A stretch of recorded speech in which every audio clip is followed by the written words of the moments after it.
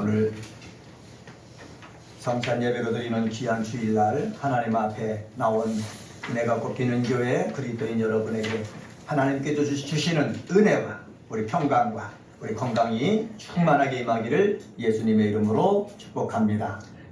오늘 본문 34절에 보면은 예수께서 그가 지혜 있게 대답함을 보시고 이르시되 네가 하나님의 나라에서 멀지 않도다 하셨습니다. 여기서 그가 라는 말은 서기관을 말합니다. 그리고 지혜 있게 대답해라 라고 나오는데 여기서 지혜 있게 라는 말을 헬라어로 보면 누네코스라는 단어인데 깨닫는 마음, 총명함 이를 뜻합니다. 그러니까는 서기관이 총명 있게 지혜 있게 대답하는 그러한 것을 보시고 오늘 하시는 말씀이 내가 하나님의 나라에서 멀지 않다 이렇게 말씀하고 있습니다.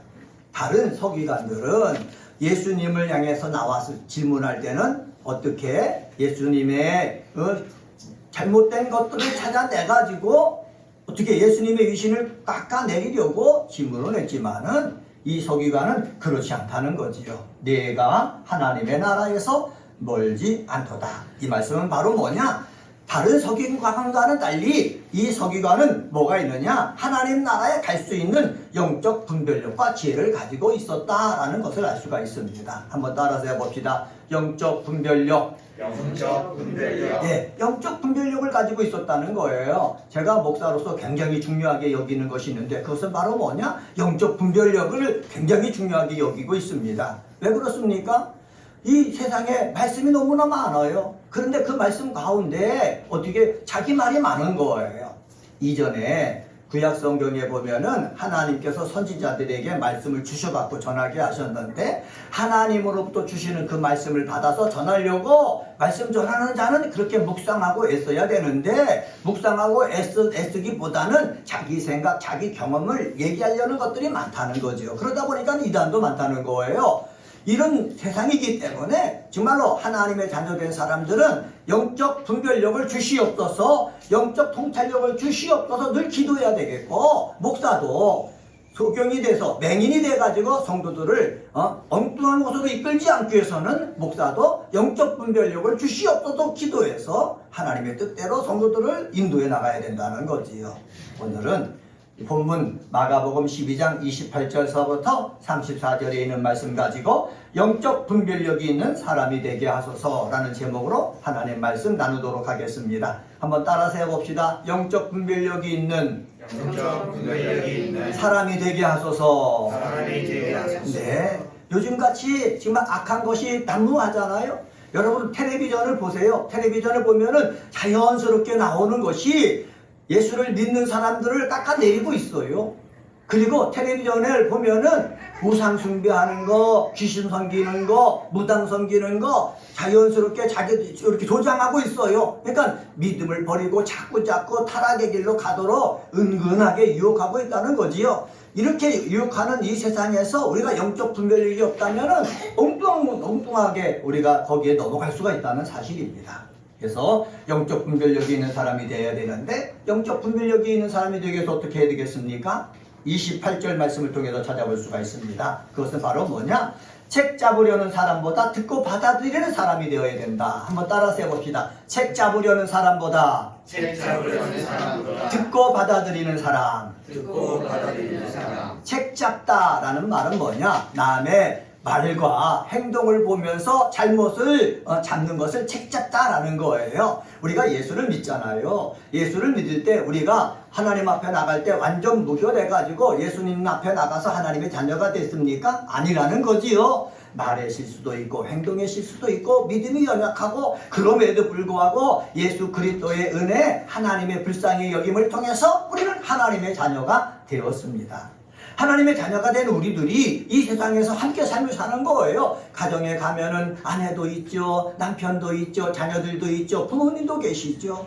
교회에 오면은 여러 성도님들과 함께 지낸단 말이에요. 그런데 가정에서나 교회에서나 직장에 나가서나 그들 모두 내 마음에 흡족하게 말도 바로 하고 행동도 바로 하고 모든 일에 협조하고 희생적이면 얼마나 좋습니까? 그런데 사람마다 다 다른 거예요. 다 달라는 그 사람들인데 우리는 그 중에서 이 책 잡으려는 그런 사람이 돼서는 안 된다는 거예요. 책 잡으려는 사람이 어떤 사람들이 책 잡으려는 줄 아십니까? 자기 교만, 거만, 자만 속에 있는 사람이 책 잡으려고 하는 거예요. 이전에 오늘 본문에 나와 오기 이전에 정말 유대의 지도자들이 예수님 앞에 왔어요. 예수님 앞에 왜 왔습니까? 예수님의 말 한마디 잘못하면 그것을 잡아가지고 예수님의 위신을 깎고 그리고 예수님을 잡아서 십자가까지 죽음으로 몰고 가기 위해서 온 거예요. 사두개인이 와가지고 사두개인은 부활이 없다고 하는 사람들 아닙니까? 그 부활 문제를 가지고 예수님 앞에 얘기하는 거예요. 왜? 예수님이 부활의 문제에 대해서 대답 못할 때 그때 예수님을 뭉개버리려고 하는 거예요. 이렇게 하나님을 열심히 섬기고 유대 나라의 지도자급 되는 사람들이 예수님 앞에 나와서 조그만 끄트리려고 잡으려고 하는 그러한 모습, 이러한 사람이 되어서는 안 된다는 거예요. 우리가 함께 오늘 예배드리러 나왔지 않습니까? 은혜가 꽃피는 교회에서 나와서 믿음 생활하는 저와 여러분은 우리 함께 믿음 생활할 때 저 사람 말 실수만 하기만 해봐라. 그 말 실수한 것을 가지고 내가 책 잡아가지고 그 사람을 갖다가 밑으로 끌어내리겠다. 이런 마음을 가진 사람이 한 사람도 없게 되어지기를 예수의 이름으로 간절히 축원합니다. 서기관이 무엇입니까? 서기관은요, 이전에 왕궁 시대에는 왕의 비서 같은 역할을 했던 사람이에요. 근데 남유다가 망했지 않습니까? 포로 갔다 왔잖아요. 근데 서기관이 그때는 이제 왕의 비서 역할을 감당했는데 왕이 없으니까 비서 역할을 감당할 수 없지 않습니까? 거기서 뭐냐면은 성전에서 성경을 쓰고 이런 일을 감당하게 했다는 거죠. 그래서 이 서기관을 향해서 뭐라고 그러냐? 율법학자다, 이렇게 얘기를 하는 것입니다. 그러면 이 율법학자라면 하나님 말씀을 잘 알고 있는 것 아닙니까? 하나님 말씀 잘 알고 있으면은 하나님 말씀대로 하나님의 백성들이 살 수 있도록 도와주고 위로해주고 용기를 주고 그래야 되잖아요. 그리고 잘못 알고 있으면 잘 알게 해줘야 되잖아요. 그런데 율법학자라는 사람들이, 서기관이라는 사람들이 예수님이 어떤 말을 할 때 잘못하면은 그것을 붙잡고 죽이려고 애쓰는 그 모습을 갖고 있는 거 보니까는 너무 마음이 좁다는 거죠. 여러분, 자기만을 생각하는 사람은 마음이 좁아요. 다른 사람을 받아들이지 못해요. 우리는요, 마음이 좁은 사람이 돼서는 안 되는 거예요. 다른 사람을 받아들일 수 있는 넓은 마음이 저와 여러분 속에 있게 되어지기를 주의 이름으로 간절히 축원합니다. 그런데 여기 오늘 본문에 나오는 여기 서기관을 대해서 뭐라고 그런 줄 아십니까? 28절 말씀에 보면은 서기관 중 한 사람이라고 얘기하고 있습니다. 많은 서기관이 있어요. 그런데 지금 얘기하러 나온 이 서기관은요, 예수를 책 잡으려고 나온 것이 아니라 예수님이 하신 말씀에 대해서 듣고 보니까는 그 말씀을 받아들일 수 있었다라는 것을 성경에서 이야기하고 있는 거예요. 28절 말씀 한번 봅시다. 서기관 중 한 사람이 그들이 변론하는 것을 듣고 예수께서 잘 대답하신 줄 알고 나와 묻되 모든 계명 중에 첫째가 무엇이니까? 라고 물었습니다. 예수께서 잘 대답하신 줄 알았다. 여기서 잘이란 말은 뭐냐? 올바르게 대답했다, 합당하게 대답했다, 훌륭하게 대답했다라는 뜻을 가지고 있는 부사입니다. 이 서기관이 예수를 책 잡으려고 다른 서기관은 그렇게 애썼는데 이 서기관은 예수님이 잘 대답하고 올바르게 대답한 것을 가지고 그것에 반해서 은혜를 받은 거예요. 그래서 자기들이 잘 알고 있는 사실에 대해서 누구 앞에 묻습니까? 그러면 예수님은 이렇게 모든 계명 중 가운데 첫째가 되는 계명이 무엇입니까? 자기 예수님으로부터 배우기 위해서 물은 거예요. 여기서 우리가 깨닫는 것이 있죠. 그것은 바로 뭐냐? 우리가 예수 믿으면서 이 세상 삶을 살아나갈 때 다른 사람의 꼬투리를 잡으려고 애쓰는 사람보다도 그 사람이 얘기하면 받고 수용하고, 그래서 그 사람이 얘기하는 것이 훌륭하고 올바른다면은 나도 받아서 그대로 애쓰려고 하는 모습의 사람이 되어지기를 간절히 소망합니다. 마가복음이 말하는 중심은 무엇입니까? 수용하는 거예요. 어린아이들이 오더라도 예수님은 영접하라고 말씀하셨거든요. 예수님이 하나님의 아들로서 섬기기 위해 오신 예수님이 말씀하고 행동했으면은 그 말씀을 우리는 어떻게 받아들여야 되는 거예요. 받아들이지 않고 무시하면은요, 그 사람에게 믿음이 자라겠습니까? 믿음이 안 자라는 거예요. 은혜가 꽃피는 교회 우리 그리스도인들은 하나님의 말씀이 내게 주어진다면은 그 말씀을 내 경험과 내 지식과 자꾸 비교해가지고 물리치고 정말 무시하고 그렇게 대항하고 그러는 것이 아니라 하나님의 말씀이라면은 하나님의 말씀이라고 내가 분별할 수 있다면은 아멘으로 받는 역사가 있게 되어지기를 주의 이름으로 간절히 축원합니다. 이것이 우리가 본받아야 될 얘기거리예요. 많은 사람은 교회 나와서 목사의 설교를 듣습니다. 들었을 때 우리는 받아들이려는 마음의 자세를 가지고 들어야 은혜가 되는 거예요. 그런데 들을 때에 목사님이 오늘 어떤 실수를 하는가 보자 이렇게 책 잡으려고 생각하고 들은다면 은혜가 되지 않는 거예요. 책 잡으려는 것보다도 내가 바꿔서 내가 내 믿음을 내가 성장시키겠다는 마음을 가지고 우리 말씀을 듣는 우리 성도님들이 되시기를 예수의 이름으로 간절히 축원합니다. 그럴 때에 말씀을 들으면서 믿음이 생기는 거예요. 말씀에 자꾸 반대하잖아요. 그럼 믿음이 생기지 않아요. 역사가 나타나지 않아요. 하나님의 음성이 들려지 않아요. 하나님의 인도하심을 내가 받지 못한다는 거예요. 그런데 말씀을 들을 때 하나님이 나에게 주시는 말씀이다 들려지기 시작하면은 하나님의 음성을 들을 수가 있어요. 하나님의 지혜를 얻을 수가 있어요. 하나님의 인도하심을 느낄 수가 있다는 거예요. 질 불행한 사람이 어떤 사람인 줄 아십니까? 날마다 와서 교회 와서 예배를 드리고 말씀을 듣는데 하나님의 음성을 못 듣는 거예요. 하나님의 인도하심을 받지 못하는 거예요. 우리는 저도뿐만 아니라 사랑하는 우리 성도들도 하나님의 음성 듣고 하나님의 인도하심을 받는 역사가 있게 되어지기를 주의 이름으로 간절히 축원합니다. 두 번째로 영적 분별력을 우리가 배워야 되는데 29절서부터 31절을 통해서 찾아볼 수 있는데 그것은 바로 뭐냐? 하나님 말씀의 중심을 알려고 하는 사람이 되어야 된다는 거죠. 한번 따라서 해봅시다. 하나님 말씀의 중심을 알려고 합시다. 네, 하나님 말씀의 중심을 알려고 해야 되는 거예요. 예수님이 오셨어요. 오시면서 하나님 나라가 너에게 임하였다고 말씀하면서 천국 복음을 증거했어요. 천국 복음을 증거했을 때에 제사장이나 서기관이나 바리새인들 이 정도라면은 그 말씀 한 것을 통해 가지고 이 예수를 통해서 예수가 와서 말씀하는 그 중심이 무엇인가 이것을 알려고 해야 되는데 배우지 못한 사람이 우리 앞에 와서 말을 하네, 사람들 앞에서 말을 하네, 그러고 무시해버린다는 거예요. 여러분, 어린아이가 말을 해도 배울 것이 있다고 우리 어른들은 얘기했지 않습니까? 주변에 두 사람이 가더라도요 그 사람을 통해서 배울 것이 있다고 우리에게 말씀하고 있지 않습니까? 우리는요 어떤 하나님의 말씀을 우리 읽고 또한 전할 때에 그 말씀의 중심을 어떻게 알려고 하는 그 마음 있게 되어지기를 주의 이름으로 간절히 축원합니다. 이스라엘아 들으라. 29절 하반절에 보면은 주 곧 우리 하나님은 유일한 주신이라 말씀했습니다. 이스라엘아 들으라. 이 말은 쉐마라고 합니다. 한번 따라서 해봅시다. 쉐마는 신명기 6장 5절에 말씀에 나와 있는데 이 쉐마 본문을 이스라엘 사람들은 어떻게 해요? 신앙의 신조로 삼고 있다는 거예요. 그래서 이들은 모일 때마다 이스라엘아 들으라 하면서 뒤이어 나오는 마음을 다하고 힘을 다하고 뜻을 다하고 정성을 다해서 하나님을 사랑하라 이걸 외친 거예요. 그리고 내 이웃을 내 몸같이 사랑하라 외친 거예요. 신앙 고백처럼 외친 거예요. 저희도 오늘 예배 드리기 전에 신앙 고백을 했지 않습니까? 우리가 고백했던 것처럼 이스라엘 백성들은 하나님 앞에 나갈 때마다 기도하러 나갈 때마다 찬양하러 나갈 때마다 이 고백을 외친 거예요. 주 하나님은 유일한 하나님이시다. 이 하나님을 우리가 사랑해야 된다. 그리고 하나님을 사랑했으면 내 이웃을 사랑해야 된다. 그들은 계속해서 고백하고 외친 거예요. 왜 고백하고 외칩니까? 하나님 중심에 하나님 말씀 중심으로 살기 위해서 그런 거예요. 우리들도요 마찬가지입니다.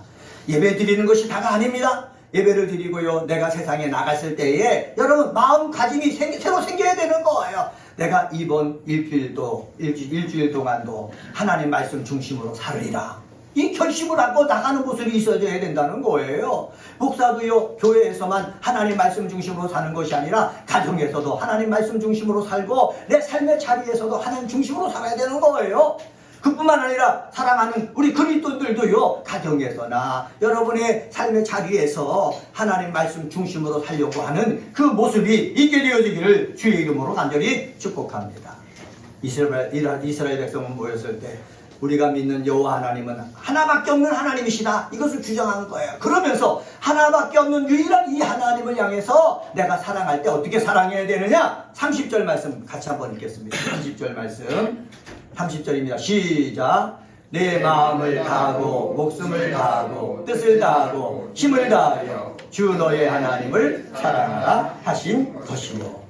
어떻게 사랑하라고 그랬습니까? 내 마음을 다하고 목숨을 다하고 뜻을 다하고 힘을 다해서 사랑하라 말씀하고 있어요. 사랑하는 구체적인 방법을 보여주는 말씀입니다. 여러분, 마음이란 것이 무엇입니까? 가식 없는 내면의 진실함을 얘기하는 거예요. 하나님을 사랑할 때 형식적으로 가식적으로 나는 사랑합니다 말하지 말라는 거예요. 왜? 하나님은 우리 마음의 이 중심을 보기 때문에 하나님을 사랑한다고 말할 때 여러분 마음 내면 속에 정말로 하나님을 사랑하는 마음이 있게 되어지기를 예수의 이름으로 간절히 축복합니다. 목숨이라는 것이 무엇입니까? 하나님이 우리에게 주신 생명이에요. 이 생명을 가지고 사랑하라는 거예요. 뜻은 무엇입니까? 하나님을 이해하고 느끼는 것을 말하는 거예요. 하나님을 사랑한다 할 때는 하나님의 생각, 하나님의 계획, 이것을 이해하려고 하는 그 모습을 가지고 사랑하라고 말씀하는 거예요. 힘이라고 했지 않습니까? 이거는 육체적, 정신적, 영적 능력의 통체적 힘을 말하는 거예요. 그러니까 마음, 목숨, 힘, 이런 모든 것을 다해가지고 사랑하라라는 것은 바로 무엇입니까? 온 힘을 다해서 사랑하라는 거예요. 온 힘을 다해서 사랑할 줄 아는 저와 여러분이 되어지기를 주의 이름으로 간절히 축복합니다. 그런데 온 힘을 다해서 하나님을 사랑하기가 쉽습니까? 어려워요. 왜 그렇습니까? 많은 사람들이 입술로만 사랑하기 때문에. 그래서 예수님이 말씀하셨지 않습니까? 나더러 주여 주여 하는 자마다 다 천국에 들어갈 것이 아니요 내 뜻대로 행하는 자라야 천국에 들어갈 것이라 말씀했거든요. 그러니까 하나님을 사랑합니다 말한다고 해서 천국에 가는 것이 아니고, 내가 말을 했으면은 그대로 내가 행하려고 할 때 그 사람이 정말로 하나님을 사랑하는 거예요. 하나님을 정말로 사랑하기 때문에 정말로 하나님을 사랑하는 사람은 천국에 넉넉히 들어갈 수가 있는 거예요. 우리들은요, 하나님을 사랑하되 입술로만 사랑하지 말고 내 삶으로 사랑할 줄 아는 저와 여러분이 되기를 주의 이름으로 간절히 축원합니다. 내 삶으로 사랑한다는 것이 무엇입니까? 요한복음 14장 15절에 보면은 너희가 나를 사랑하면 나의 계명을 지켜라 말씀하셨습니다. 나의 계명을 가지고 지키는 자라야 나를 사랑하는 자다 말씀하셨습니다. 하나님을 사랑하는 이것은 이것이니 우리가 그의 계명을 지키는 것이라고 말씀했습니다. 다시 말하면 하나님 말씀을 가지고 그 중심을 알고 그 중심대로 살려고 하는 그 모습이 있을 때에 그 사람으로 하여금 누구를 사랑한다는 거예요? 하나님을 사랑한다는 거예요. 그래서 하나님의 말씀의 중심을 가지고 하나님을 사랑할 줄 아는 저와 여러분이 되기를 예수의 이름으로 간절히 축원합니다. 그런데 문제가 있습니다. 하나님을 사랑하는 것, 보이지 않는 하나님을 사랑하는 것 너무너무 힘들어요. 그래서 내 이웃을 내 몸같이 사랑하라고 덧붙여 주셨어요. 한번 따라서 해봅시다. 내 이웃을 내 몸같이 사랑합시다. 네, 하나님을 사랑하는데 그것을 내가 볼 수가 없는 거예요. 그러니까 우리 주변에 누굴 줬습니까? 이웃을 준 거예요. 하나님을 사랑하는 그 마음으로 이웃을 사랑할 때 내가 정말로 하나님 사랑하는 줄 하나님이 보고 아신다는 거예요. 은혜가 꼽히는 교회 그리스도인 여러분, 우리는 하나님을 사랑하는 이 믿음 가지고 내 이웃도 사랑할 수 있는 사람 되기를 주의 이름으로 축원합니다. 내 가족을 그 믿음 가지고 사랑해야 돼요. 함께 예배드리는 우리 그리스도인들 한 사람 한 사람도 하나님을 사랑하는 믿음을 가지고 우리 서로 사랑해야 되는 거예요. 서로 위해줘야 되는 거예요. 서로 힘이 되어줘야 되는 거예요. 책 잡으려고 하지 말고 그들을 가지고 내 말로 이리저리 점수를 얻다가 내팽개치지 말고 내 이웃을 하나님 사랑하는 것처럼 사랑할 줄 아는 믿음의 사람 되시기를 예수의 이름으로 간절히 축원합니다. 그러기 위해서 가식적인 신앙을 버려야 돼요. 형식적인 신앙을 버려야 되는 거예요. 습관적인 신앙을 버려야 되는 거예요. 형식적, 가식적, 습관적 신앙을 버리고 정말로 하나님이 내 마음속을 아시는데 이 속마음을 가지고 하나님 사랑하고 이웃을 사랑할 수 있는 우리 그리스도인 되시기를 예수 이름으로 간절히 축원합니다. 마지막 세 번째로요, 32절서부터 34절을 통해서 찾아볼 수 있는데 그것은 바로 뭐냐? 형식보다 본질을 추구할 수 있어야 되는 거예요. 한번 따라서 해봅시다. 형식보다 본질을 추구합시다. 네, 많은 사람은 형식 속에 빠져 있어요. 형식 속에 빠져 있으니까는 가식 속에 빠져 있는 거예요. 습관화되는 거예요. 그래서 형식에 빠져 있다 보면은 나도 모르는 사이에 하나님 말씀과 멀어지는 거예요. 하나님의 뜻과 하나님의 뜻인 그 본질과는 멀어지게 된다는 거예요. 교회 와서 우리 예배 생활 하잖아요. 하나님의 본질이 무엇입니까? 하나님 사랑, 이웃 사랑이에요. 이웃 사랑이 무엇입니까? 복음을 전하고 그들에게 힘이 되어주는 것이에요. 그들로 하여금 하나님 믿고 잘 살 수 있도록 서로 협조하는 거예요. 이게 우리 본질이거든요. 근데 이 본질에서 벗어나는 거예요. 누구 중심으로? 나 중심으로만 생각하는 거예요. 함께 예배드리는 이웃은 상관없는 거예요. 나만 평안하고 나만 잘 되면 되는 거예요. 이게 오늘날의 문제예요. 요새 우리 세계는요, 큰 쇼핑센터만 잘 되게 돼 있어요. 조그만 슈퍼들은 자꾸 죽어나가고 있어요. 그러니까는 서로 잘 돼야 나라가 백성들이 사는 게 편하거든요. 그런데 큰 데만 잘 되니까는요, 조그만 데 죽어나가니까는 삶이 형편없게 되는 거예요.